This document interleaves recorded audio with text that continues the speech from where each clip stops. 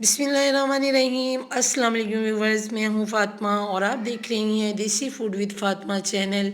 मेरे चैनल पे आपको खुश आमदीद। जहाँ कहीं भी हैं आप, अल्लाह आपको खुश रखे और अपने सामान में रखे और आपकी तमाम जायज़ ख्वाहिशात पूरी करे। तो ये देखें, हमने जो चटनी बनाई है ये आलू बुखारे की चटनी है। माशाल्लाह इसका देखें कितना प्यारा कलर है और ये टेस्टी भी बहुत बनी है। तो इसको बनाने के लिए हमने सबसे पहले 2 प्याली पानी की उबलने के लिए रखी हुई थी और इसमें मैंने ये जो आलू बुखारा था ये आधा पाव था हमारा और धो के डाल दिया और 15 मिनट इसको मैंने मीडियम फ्लेम पे पकाया है। और अब हम इसमें मसाले ऐड करेंगे। सुरख मिर्च पाउडर 1/4 टीस्पून, काली मिर्च पाउडर भी हम इसमें 1/4 टीस्पून ही ऐड करेंगे, नमक भी हम इसमें 1/4 टीस्पून ऐड करेंगे।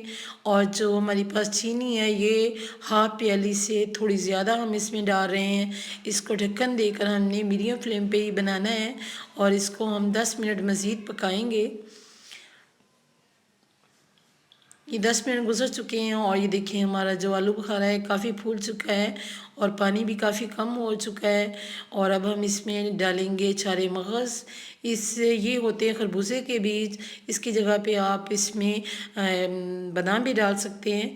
और इसको भी मैंने 5 मिनट पका लिया है और ये बहुत ही मज़ेदार हमारी चटनी बनी है। इसमें फूड कलर डालने की ज़रूरत नहीं है। ये देखिए इसका अपना कलर ही इतना प्यारा है क्योंकि हमें ज़रूरत ही नहीं है फूड कलर की।